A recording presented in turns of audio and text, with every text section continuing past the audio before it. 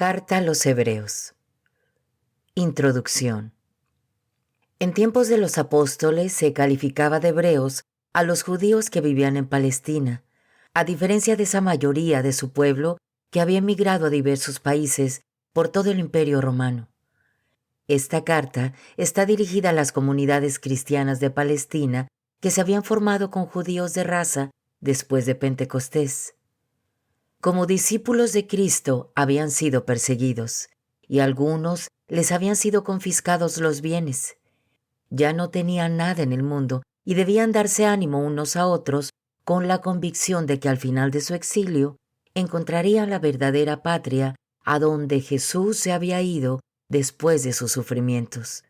Volvían así a encontrarse en la situación de sus antepasados hebreos que habían vivido en el desierto, aguardando y buscando una tierra prometida. No será difícil ver que esta carta se dirige a personas familiarizadas con el Antiguo Testamento. Podría tratarse de sacerdotes judíos que habían reconocido a Jesús como el Cristo y que pasaban entonces por una crisis. Siendo sacerdotes, el templo había sido toda su vida hasta ese momento. Ofrecían sacrificios y recibían en paga una parte de los animales ofrecidos. Pero ahora, no solamente habían sido excluidos y expulsados del templo por los judíos, sino que de cualquier modo Cristo los había reemplazado.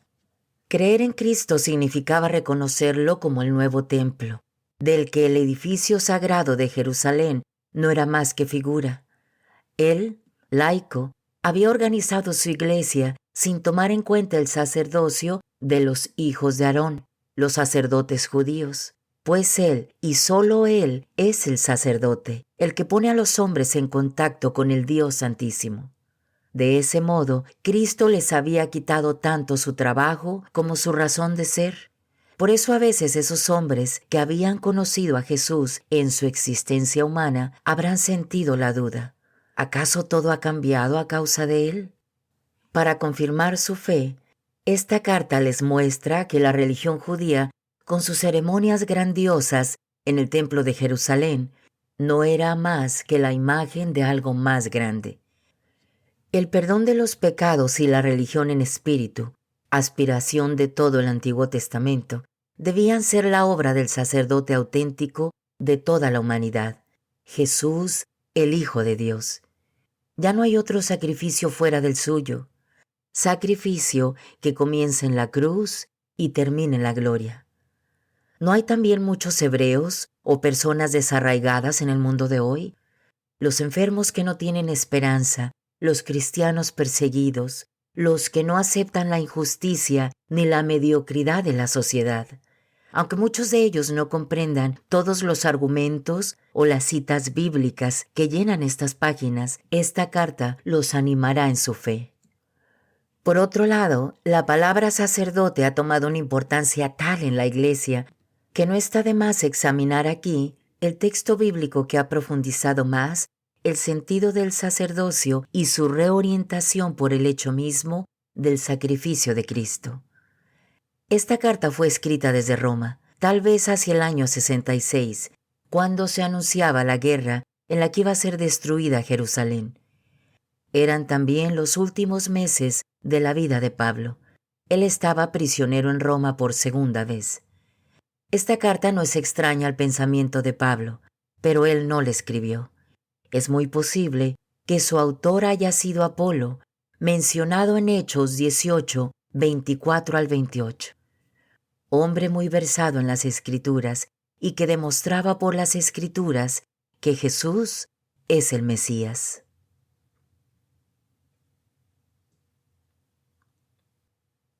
Capítulo 2. Por eso debemos prestar más atención al mensaje que escuchamos. No sea que vayamos a la deriva. Miren cuán inflexible era la ley entregada por los ángeles, pues toda falta o desobediencia recibía su castigo. ¿Cómo pues escaparemos nosotros si despreciamos semejante salvación? El Señor mismo la proclamó primero y luego la confirmaron aquellos que le oyeron. Dios ha confirmado su testimonio con señales, prodigios y milagros de toda clase, sin hablar de los dones del Espíritu que reparte como quiere. En efecto, Dios no sometió a ángeles el mundo nuevo del cual estamos hablando. Alguien dijo en algún lugar, ¿qué es el hombre para que te acuerdes de él? El Hijo del Hombre para que lo tomes en cuenta. Por un momento lo hiciste más bajo que los ángeles, y luego lo coronaste de gloria y honor. Todo lo pusiste bajo sus pies. Como ven, todo le ha sido sometido, y no se hace ninguna excepción. Es verdad que por el momento no se ve que todo le esté sometido, pero el texto dice, por un momento lo hiciste más bajo que los ángeles. Esto se refiere a Jesús, que como precio de su muerte dolorosa ha sido coronado de gloria y honor. Por gracia de Dios experimentó la muerte por todos. Dios, del que viene todo y que actúa en todo, quería introducir en la gloria a un gran número de hijos, y le pareció bien hacer perfecto por medio del sufrimiento al que se hacía cargo de la salvación de todos. De este modo, el que comunicaba la santidad se identificaría con aquellos a los que santificaba. Por eso, Él no se avergüenza de llamarnos hermanos, cuando dice, Señor, yo anunciaré tu nombre a mis hermanos, te celebraré en medio de la asamblea, y también mantendré mi confianza en Dios. Aquí estoy yo y los hijos de Dios que me ha dado. Puesto que esos hijos son de carne y sangre, Jesús también compartió esta misma condición, y al morir, le quitó su poder al que reinaba por medio de la muerte, es decir, al diablo. De este modo, liberó a los hombres que por medio de la muerte se pasan la vida como esclavos. Jesús no vino para hacerse cargo de los ángeles, sino de la raza de Abraham. Por eso tuvo que hacerse semejante en todo a sus hermanos, y llegó a ser el sumo sacerdote lleno de comprensión, pero también fiel en el servicio de Dios, que les consigue el perdón. Él mismo ha sido probado por medio del sufrimiento, por eso es capaz de ayudar a aquellos que son puestos a prueba.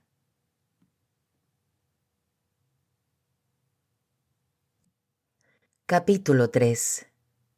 Cristo vino como un nuevo Moisés. Hermanos santos, que gozan de una vocación sobrenatural, fíjense en Jesús, el apóstol y sumo sacerdote de nuestra fe.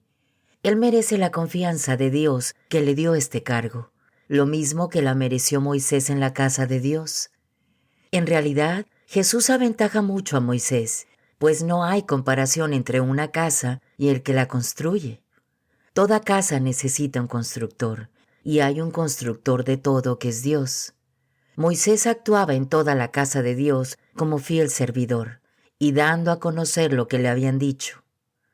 Cristo, en cambio, está en su casa como el Hijo, y nosotros somos la gente de su casa, con tal que sigamos esperando con firmeza y entusiasmo.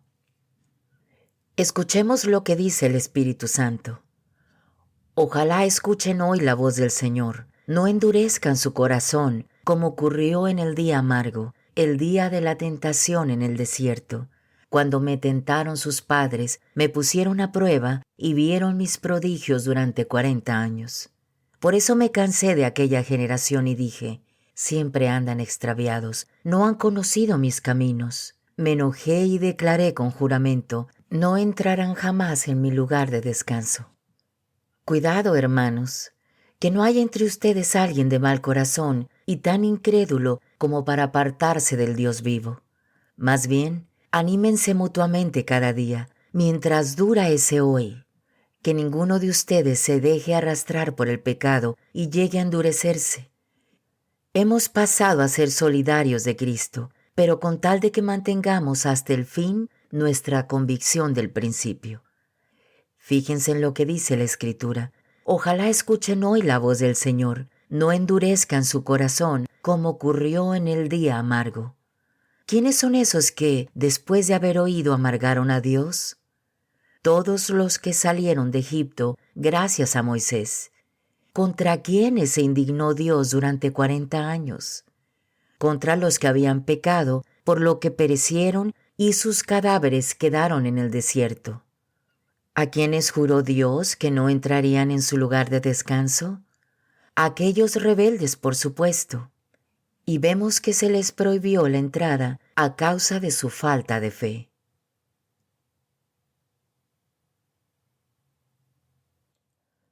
Capítulo 4. Cuidémonos, pues. Qué lástima que uno de ustedes no aproveche esta oferta de entrar en el descanso de Dios y no lo alcance. Nosotros, igual que ellos, recibimos una buena nueva, pero a ellos de nada les sirvió el mensaje proclamado, porque no fueron de los que creyeron esas palabras. Creamos, para que así entremos en el lugar de descanso mencionado. Por eso me enojé y declaré con juramento: no entrarán jamás en mi lugar de descanso. Aquí se trata del descanso de Dios después de la creación del mundo. Ya se habló de este descanso a propósito del día séptimo. Y Dios descansó de todas sus obras el día séptimo. Aquí lo volvemos a encontrar. No entrarán jamás en mi descanso. En conclusión, si bien los que recibieron primero la buena nueva no entraron a causa de su falta de fe, otros sí entrarán. Por esta razón, mucho más tarde, Dios fija nuevamente un día que llama hoy, diciendo por boca de David lo que se recordó más arriba. Ojalá hoy escuchen la voz del Señor, no endurezcan su corazón. No creamos que Josué los introdujo en el lugar donde debían descansar.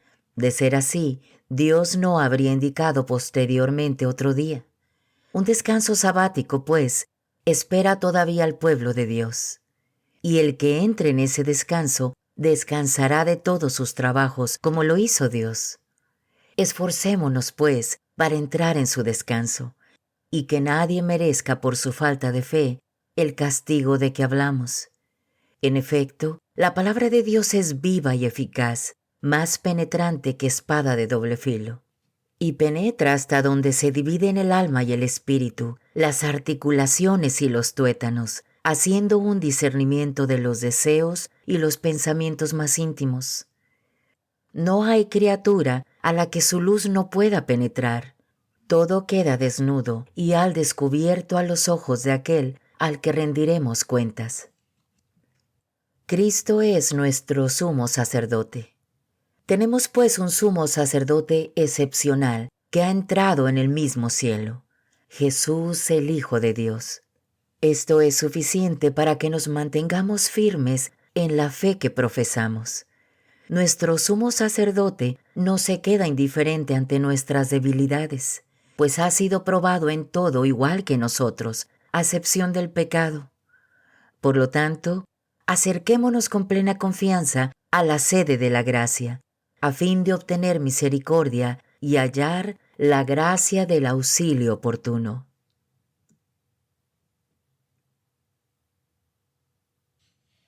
Capítulo 5. Todo sumo sacerdote es tomado de entre los hombres y lo representa en las cosas de Dios. Por eso ofrece dones y sacrificios por el pecado. Es capaz de comprender a los ignorantes y a los extraviados, pues también lleva el peso de su propia debilidad.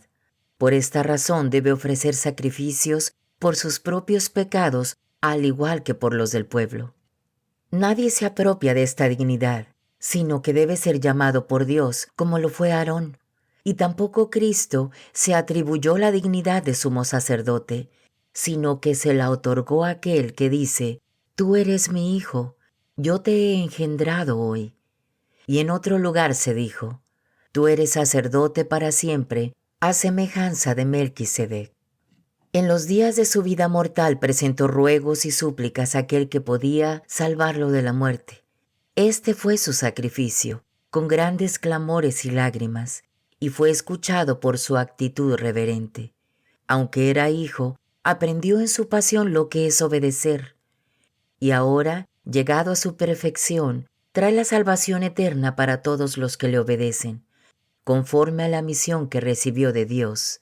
sacerdote a semejanza de Melquisedec. Ustedes deberían ser maestros. A propósito de esto, tendríamos muchas cosas que decir, pero nos cuesta exponerlas porque se han vuelto lentos para comprender. Ustedes deberían ser maestros después de tanto tiempo, y en cambio, necesitan que se les vuelvan a enseñar los primeros pasos de las enseñanzas de Dios. Necesitan leche y no alimento sólido. El que se queda con la leche no entiende todavía el lenguaje de la vida en santidad. No es más que un niño pequeño. A los adultos se les da el alimento sólido, pues han adquirido la sensibilidad interior y son capaces de distinguir lo bueno y lo malo.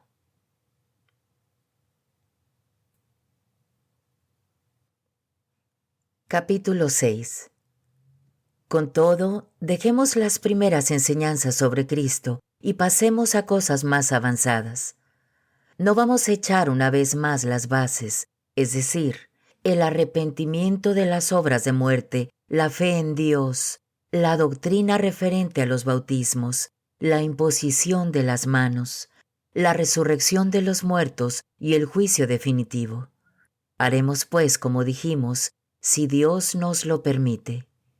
De todas maneras, es imposible renovar a los que ya fueron iluminados, que probaron el don sobrenatural y recibieron el Espíritu Santo, y saborearon la maravillosa palabra de Dios con una experiencia del mundo futuro. Si a pesar de todo esto recayeron, es imposible renovarlos por una penitencia cuando vuelven a crucificar por su cuenta al Hijo de Dios y se burlan de él. Si una tierra absorbe las lluvias que la riegan a su debido tiempo y produce pasto provechoso para quienes la cultivan, recibe la bendición de Dios. Pero la que produce zarzas y espinas pierde su valor.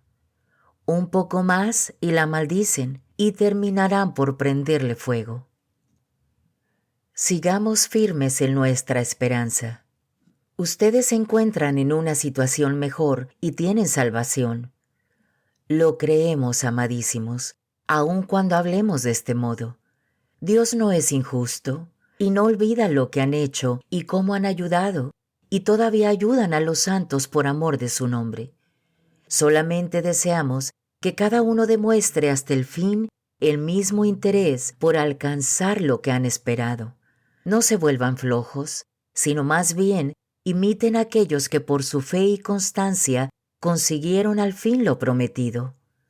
Tomen el ejemplo de Abraham. Dios le hizo una promesa que confirmó con juramento, y como nadie había más grande que Dios por quien jurar, juró invocando su propio nombre. Te colmaré de bendiciones y te multiplicaré sin medida. Y perseverando, Abraham vio realizarse las promesas de Dios.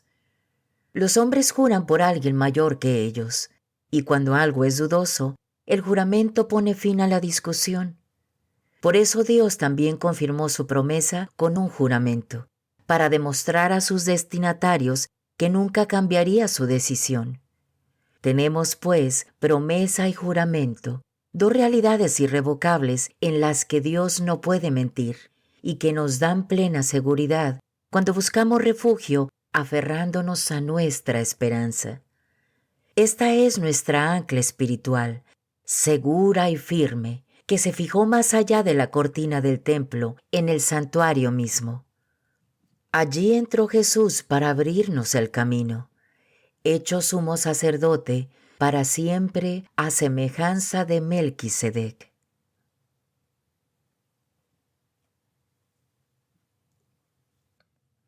Capítulo 7. Melquisedec, figura de Cristo. Se sabe que Melquisedec, rey de Salem, sacerdote del Dios Altísimo, salió al encuentro de Abraham cuando volvía de derrotar a los reyes. Bendijo a Abraham, y Abraham le dio la 10ª parte de todo el botín. El nombre de Melquisedec significa rey de justicia, y además era rey de Salem, o sea, rey de paz. No se menciona ni su padre ni su madre, aparece sin antepasados. Tampoco se encuentra el principio ni el fin de su vida. Aquí tienen, pues, la figura del Hijo de Dios, el sacerdote que permanece para siempre. Imagínense quién puede ser este hombre al que nuestro antepasado Abraham entrega la 10ª parte del botín.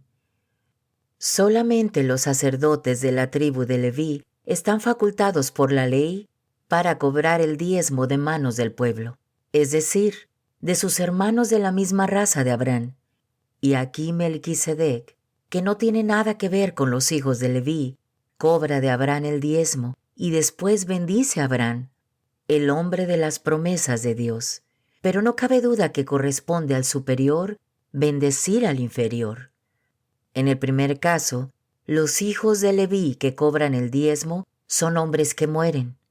En cambio, Melquisedec es presentado como el que vive.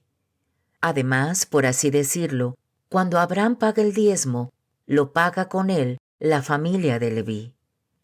Pues de alguna manera, Leví estaba en su abuelo Abraham cuando Melquisedec le vino al encuentro. Así pues, el sacerdocio de los levitas, que es el fundamento de la legislación de Israel, no es capaz de llevar al pueblo a la religión perfecta. De lo contrario, ¿qué necesidad habría de otro sacerdocio? No a semejanza de Aarón, sino a semejanza de Melquisedec. Y si hay un cambio en el sacerdocio, necesariamente la ley también ha de cambiar. Jesús, al que se refiere todo esto, pertenecía a una tribu de la que nadie sirvió jamás al altar, pues es notorio que nuestro Señor salió de la tribu de Judá, de la que Moisés no habló cuando trató de los sacerdotes. Todo esto se hace más claro si el sacerdote, a semejanza de Melquisedec, recibe su cargo no por efecto de una ley humana, sino por el poder de la vida que no conoce ocaso. Pues la Escritura dice: tú eres sacerdote para siempre, a semejanza de Melquisedec. Con esto se cancela la disposición anterior, que resultó insuficiente e ineficaz, pues la ley no trajo nada definitivo y al mismo tiempo se nos abre una esperanza mucho mejor, la de tener acceso a Dios. Y aquí tenemos un juramento, lo que no se dio cuando los otros fueron hechos sacerdotes. Él fue confirmado con este juramento. El Señor lo ha jurado, y no se vuelve atrás. Tú eres sacerdote para siempre. Esta es la prueba de que Jesús viene con una alianza mucho mejor. Los sacerdotes anteriores se sucedían el uno al otro porque siendo mortales no podían permanecer. Jesús, en cambio, permanece para siempre y no se le quitará el sacerdocio. Por eso es capaz de salvar de una vez a los que por su medio se acercan a Dios. Él sigue viviendo e intercediendo en favor de ellos. Así había de ser nuestro sumo sacerdote, santo, sin ningún defecto ni pecado, apartado del mundo de los pecadores y elevado por encima de los cielos. A diferencia de los sumos sacerdotes, Él no tiene necesidad de ofrecer diariamente sacrificios, primero por sus pecados y luego por los del pueblo.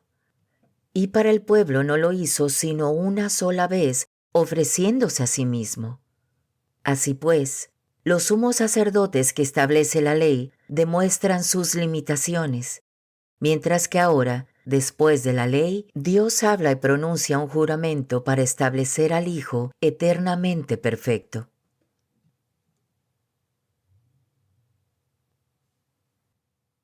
Capítulo 8. Un nuevo santuario y una nueva alianza. Tratemos de resumir lo que hemos dicho. Tenemos un sumo sacerdote que está sentado a la derecha del Dios de majestad en los cielos. Él está a cargo del santuario y de la tienda verdadera, levantada no por hombres sino por el Señor. Todo sumo sacerdote es instituido para presentar a Dios ofrendas y sacrificios, y por tanto, Jesús tiene que ofrecer algún sacrificio. Si se hubiera quedado en la tierra, ni siquiera sería sacerdote, puesto que son otros, designados por la ley, los que ofrecen los sacrificios. La liturgia de estos, en realidad, no es sino una figura y una sombra de realidades sobrenaturales, como lo indica la palabra de Dios a Moisés cuando estaba por construir el santuario. Le dijo: «Mira, harás todo conforme al modelo que se te mostró en el monte». Pero ahora Jesús celebra una liturgia tanto superior cuanto es mediador de una alianza mejor, fundada en promesas mejores. Si la primera alianza no mereciera críticas, no habría que buscar otra. Pero Dios mismo la critica cuando dice: «Vienen días, palabra del Señor, en que pactaré una alianza nueva con la casa de Israel y de Judá. No será como la alianza que hice con sus padres, cuando los tomé de la mano para sacarlos del país de Egipto. Ellos no permanecieron fieles a mi alianza, por lo cual yo también los descuidé, dice el Señor. Esta es la alianza que pactaré con la raza de Israel en esos tiempos que han de venir. Palabra del Señor. Pondré mis leyes en su mente y las grabaré en su corazón, y yo seré su Dios y ellos serán mi pueblo. Nadie tendrá ya que enseñar a su compatriota o a su hermano diciéndoles: «Conoce al Señor», porque todos me conocerán, desde el más chico al más grande. Yo perdonaré sus maldades y no volveré a acordarme de sus pecados. Se nos habla de una alianza nueva, lo que significa que la primera ha quedado anticuada, y lo que es anticuado y viejo está a punto de desaparecer.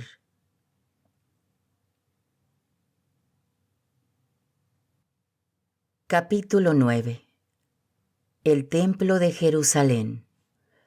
La primera alianza tenía una liturgia y un santuario como los hay en este mundo. Un primer recinto fue destinado para el candelabro y la mesa con los panes ofrecidos. Esta parte se llama el lugar santo. A continuación, detrás de la segunda cortina hay otro recinto, llamado el lugar santísimo, donde está el altar de oro de los perfumes y el arca de la alianza enteramente cubierta en oro. El arca contenía un vaso de oro con el maná, la vara de Aarón que había florecido y las tablas de la ley. Por encima del arca están los querubines de la gloria, cubriendo con sus alas el lugar del perdón. Pero no cabe aquí describirlo todo con más detalles. Estando todo dispuesto de esta manera, los sacerdotes entran en todo tiempo en el primer recinto para cumplir su ministerio.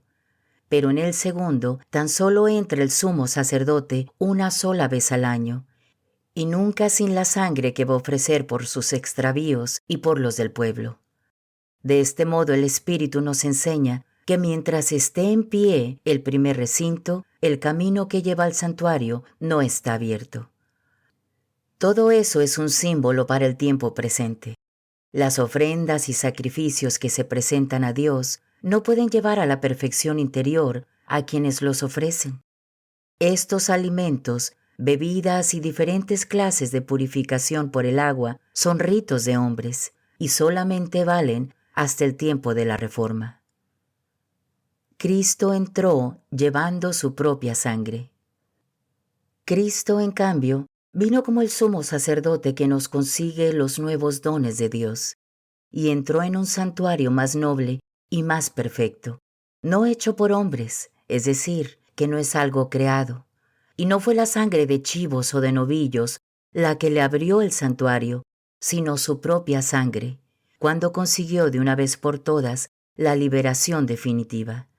Pues si la sangre de chivos y de toros y la ceniza de ternera, con la que se rocía a los que tienen alguna culpa, les dan tal vez una santidad y pureza externa, con mucha mayor razón la sangre de Cristo, que se ofreció a Dios por el Espíritu Eterno como víctima sin mancha, purificará nuestra conciencia de las obras de muerte, para que sirvamos al Dios vivo.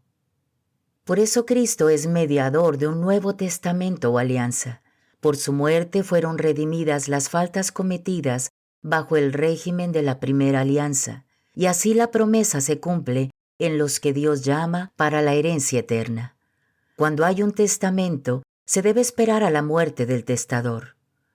El testamento no tiene fuerza mientras vive el testador, y la muerte es necesaria para darle validez. Por eso se derramó sangre al iniciarse el Antiguo Testamento. Cuando Moisés terminó de proclamar ante el pueblo todas las ordenanzas de la ley, tomó sangre de terneros y de chivos, agua, lana roja e hisopo, y roció el propio libro del testamento y al pueblo, diciendo: Esta es la sangre del testamento que pactó Dios con ustedes. Roció asimismo con sangre el santuario y todos los objetos del culto. De hecho, según la ley, la purificación de casi todo se ha de hacer con sangre, y sin derramamiento de sangre no se quita el pecado. Tal vez fuera necesario purificar aquellas cosas que solo son figuras de las realidades sobrenaturales, pero esas mismas realidades necesitan sacrificios más excelentes. Pues ahora no se trata de un santuario hecho por hombres, figura del santuario auténtico, sino que Cristo entró en el propio cielo donde está ahora ante Dios en favor nuestro. Él no tuvo que sacrificarse repetidas veces, a diferencia del sumo sacerdote que vuelve todos los años con una sangre que no es la suya. De otro modo, hubiera tenido que padecer muchísimas veces desde la creación del mundo. De hecho, se manifestó una sola vez, al fin de los tiempos, para abolir el pecado con su sacrificio. Así como los hombres mueren una sola vez, y después viene para ellos el juicio. De la misma manera, Cristo se sacrificó una sola vez para quitar los pecados de una multitud. La segunda vez se manifestará a todos aquellos que lo esperan como a su Salvador, pero ya no será por causa del pecado.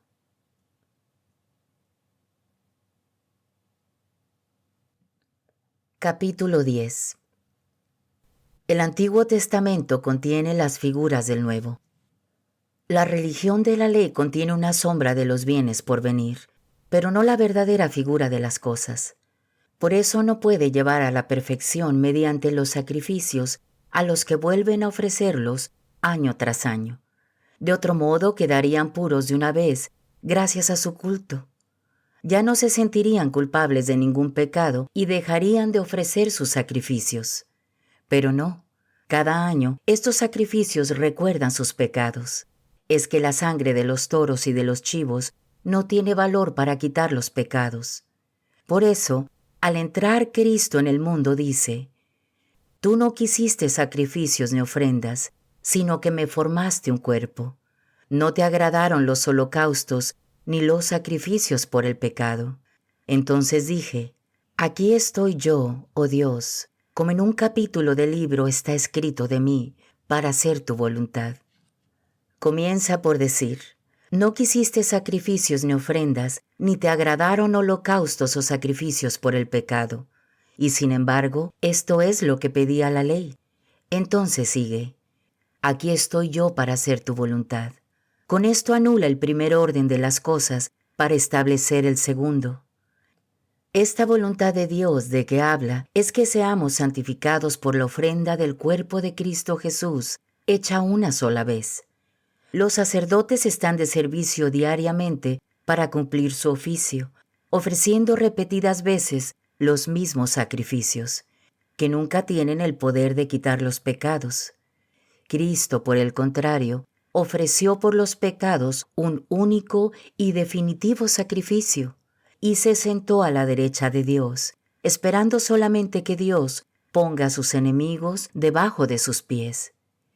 Su única ofrenda lleva a la perfección definitiva a los que santifica. No los declara el Espíritu Santo. Después de decir: Esta es la alianza que pactaré con ellos en los tiempos que han de venir, el Señor añade: Pondré mis leyes en su corazón y las grabaré en su mente. No volveré a acordarme de sus errores ni de sus pecados. Pues bien, si los pecados han sido perdonados, ya no hay sacrificios por el pecado. Sigamos firmes en la fe. Así pues, hermanos, no podemos dudar de que entraremos en el santuario en virtud de la sangre de Jesús. Él nos abrió ese camino nuevo y vivo a través de la cortina, es decir, su carne. Teniendo un sacerdote excepcional a cargo de la casa de Dios, acerquémonos con corazón sincero, con fe plena, limpios interiormente de todo lo que mancha la conciencia y con el cuerpo lavado con agua pura. Sigamos profesando nuestra esperanza sin que nada nos pueda conmover, ya que es digno de confianza aquel que se comprometió. Tratemos de incitarnos el uno al otro en la forma de amar y hacer el bien. No abandonen las asambleas, como algunos acostumbran hacer, sino más bien anímense unos a otros, tanto más cuanto ven que se acerca el día. Si pecamos voluntariamente después de haber recibido el pleno conocimiento de la verdad, no puede haber ya sacrificio por el pecado. Solamente queda la perspectiva tremenda del juicio y del fuego que devorará a los rebeldes. El que desprecia la ley de Moisés es condenado a muerte sin compasión por el testimonio de 2 o 3 personas. ¿No será mucho peor para quien pisotea al Hijo de Dios y profane la sangre de la alianza con la que fue santificado, habiendo insultado al Espíritu don de Dios? Conocemos al que dijo: «A mí me corresponde la venganza, daré a cada cual su merecido». Y también, el Señor juzgará a su pueblo. Es espantoso caer en las manos del Dios vivo. Recuerden aquellos primeros tiempos, poco después de haber sido iluminados, en que tuvieron que soportar un duro y doloroso combate. A veces fueron expuestos públicamente a humillaciones y pruebas. Otras veces tuvieron que participar del sufrimiento de otros que fueron tratados de esta manera. Sufrieron con los que iban a la cárcel, les quitaron sus bienes y lo aceptaron gozosos, sabiendo que les esperaba una riqueza mejor y más duradera. Por eso no pierdan ahora su resolución, que tendrá una recompensa grande. Es necesario que sean constantes en hacer la voluntad de Dios para que consigan su promesa. Acuérdense, dentro de poco, muy poquito tiempo, el que ha de venir llegará, no tardará. Mi justo si cree vivirá, pero si desconfía, ya no lo miraré con amor. Nosotros no somos de los que se retiran y se pierden, sino que somos hombres de fe que salvan sus almas.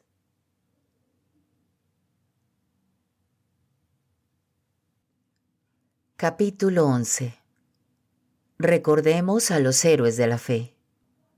La fe es aferrarse a lo que se espera, es la certeza de cosas que no se pueden ver. Esto mismo es lo que recordamos en nuestros antepasados.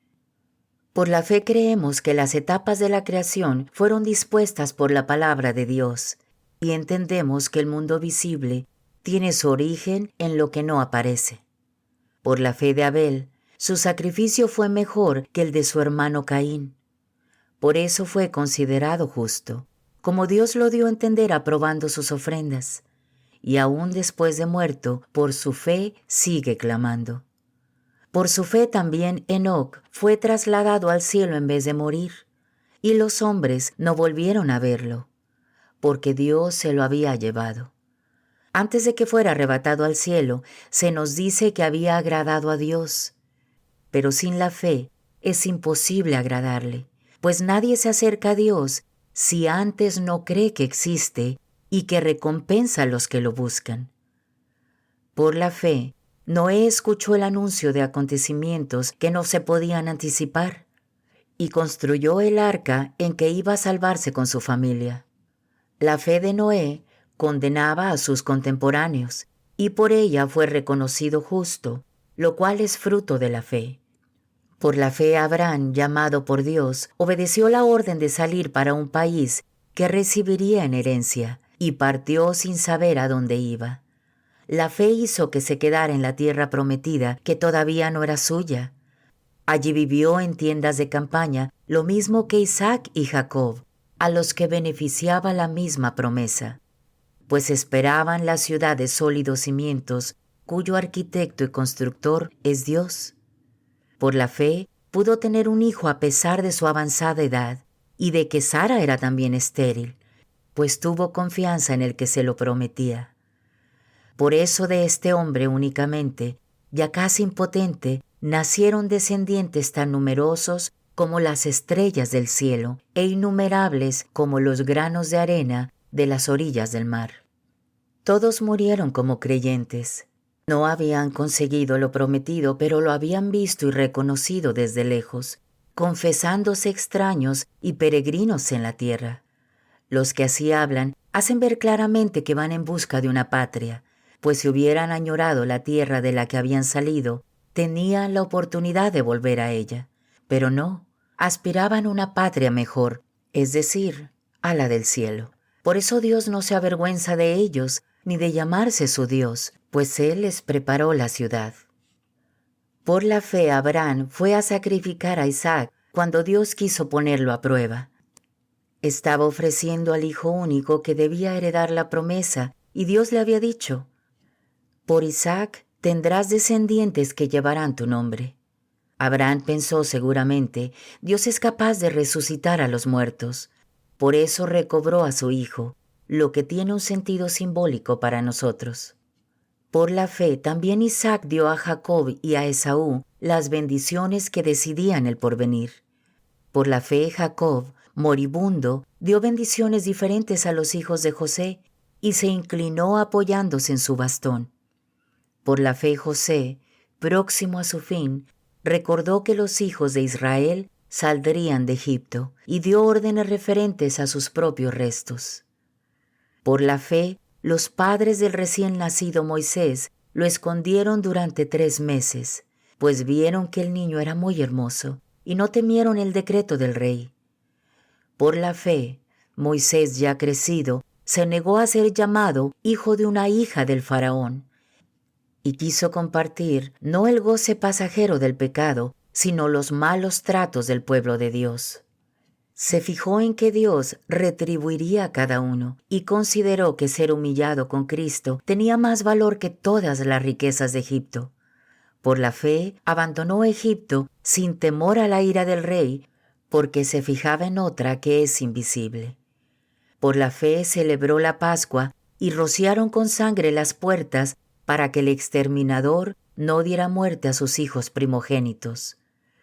Por la fe atravesaron el Mar Rojo como si fuera tierra seca, mientras que los egipcios trataron de pasarlo y se ahogaron.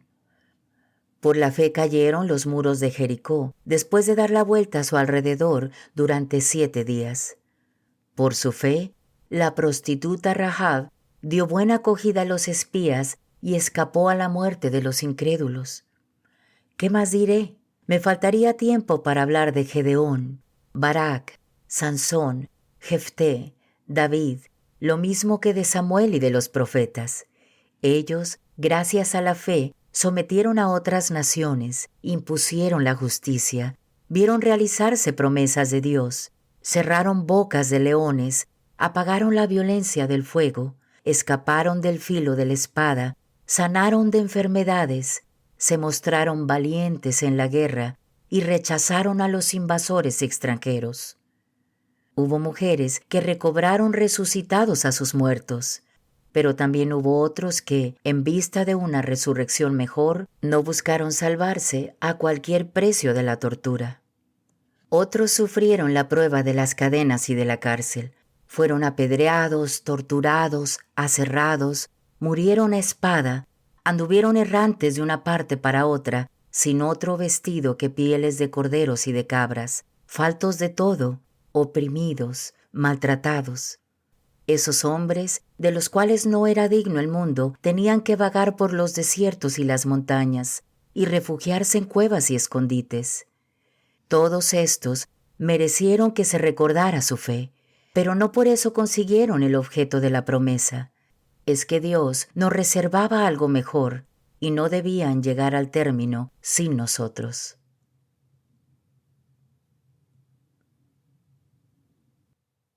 Capítulo 12. Acepten la corrección del Señor. Innumerables son estos testigos que nos envuelven como una nube. Depongamos pues toda carga inútil, y en especial las amarras del pecado, para correr hasta el final la prueba que nos espera, fijos los ojos en Jesús, que organiza esta carrera de la fe y la premia al final. Él escogió la cruz en vez de la felicidad que se le ofrecía. No tuvo miedo a la humillación y ahora está sentado a la derecha del trono de Dios. Piensen en Jesús, que sufrió tantas contradicciones de parte de gente mala, y no les faltarán las fuerzas ni el ánimo. Ustedes se enfrentan con el mal, pero todavía no han tenido que resistir hasta la sangre. Tal vez hayan olvidado la palabra de consuelo que la sabiduría les dirige como a hijos. Hijo, no te pongas triste porque el Señor te corrige. No te desanimes cuando te reprenda, pues el Señor corrige al que ama y castiga al que recibe como hijo. Ustedes sufren, pero es para su bien, y Dios los trata como a hijos. ¿A qué hijo no lo corrige su padre? Si no conocieran la corrección, que ha sido la suerte de todos, serían bastardos y no hijos. Además, cuando nuestros padres según la carne nos corregían, los respetábamos. ¿No deberíamos someternos con mayor razón al Padre de los Espíritus para tener vida? Nuestros padres nos corregían sin ver más allá de la vida presente, tan corta, mientras que Él mira lo que nos ayudará a participar de su propia santidad. Ninguna corrección nos alegra en el momento, más bien duele, pero con el tiempo, si nos dejamos instruir, traerá frutos de paz y de santidad. Por lo tanto, levanten las manos caídas y fortalezcan las rodillas que tiemblan. Enderecen los caminos tortuosos por donde han de pasar, para que el cojo no se desencamine y más bien se mejore. Progresen en la santidad. Procuren estar en paz con todos y progresen en la santidad, pues sin ella nadie verá al Señor. Cuídense, no sea que alguno de ustedes pierda la gracia de Dios y alguna raíz amarga produzca brotes, perjudicando a muchos. Que no haya ningún inmoral, impío como Esaú, que por un guiso entregó sus derechos sagrados de hijo mayor. Ustedes saben que después, cuando quiso obtener la bendición, fue rechazado y no pudo cambiar la decisión, aunque lo pidió con lágrimas. Recuerden su iniciación. No hubo aquel fuego físico que ardía junto a la nube oscura y la tempestad, con el sonido de trompetas y una voz tan potente que los hijos de Israel suplicaron que no se les hablara más. De este modo acataron aquella orden de no acercarse. Quien toque el monte, aunque sea un animal, deberá ser apedreado. Lo que se veía era tan terrible que Moisés dijo: «Estoy temblando de miedo». Ustedes, en cambio, se han acercado al monte de Sión, a la ciudad del Dios vivo, a la Jerusalén celestial con sus innumerables ángeles, a la asamblea en fiesta de los primeros ciudadanos del cielo, a Dios, juez universal, al que rodean los espíritus de los justos que ya alcanzaron su perfección, a Jesús, el mediador de la nueva alianza, llevando la sangre que purifica y que clama a Dios con más fuerza que la sangre de Abel. Cuidado, pues, de hacerse los sordos con el que habla, pues si no se salvaron en aquel tiempo los que desoyeron las palabras del profeta en la tierra, menos todavía nosotros si nos desentendemos del que habla desde los cielos. Su voz conmovió entonces la tierra, pero ahora se nos da este aviso: esta última vez haré temblar no solo la tierra, sino también el cielo. Las palabras esta última vez indican que serán cambiadas las cosas que se pueden mover, es decir, las creadas, y solo permanecerán las que no se mueven. Por eso, si hemos recibido el reino que no se puede conmover, conservemos esa gracia y sirvamos a Dios como Él desea, con amor y de verdad, pues nuestro Dios es fuego devorador.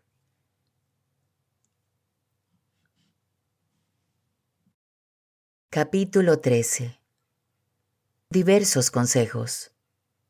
Manténgase el amor fraterno. No dejen de practicar la hospitalidad, pues saben que algunos dieron alojamiento a ángeles sin saberlo. Acuérdense de los presos como si estuvieran con ellos en la cárcel, y de los que sufren, pues ustedes también tienen cuerpo. Que todos respeten el matrimonio y ninguno manche la unión conyugal. Dios castigará a los licenciosos y a los que cometen adulterio. No corran tras el dinero, sino más bien confórmense con lo que tienen, pues Dios ha dicho: nunca te dejaré ni te abandonaré. y nosotros hemos de responder confiados: el Señor es mi socorro, no temeré. ¿Qué pueden hacerme los hombres? Acuérdense de sus dirigentes que les enseñaron la palabra de Dios, y miren cómo dejaron esta vida e imiten su fe. Cristo Jesús permanece hoy como ayer y por la eternidad. No se dejen engañar por las novedades y las doctrinas extrañas a la fe. La gracia de Dios es un buen medio para fortalecer la vida interior. No cuenten con otros alimentos de los que nadie sacó provecho. Nosotros tenemos una mesa sagrada en la cual no pueden sentarse los que todavía sirven en el templo.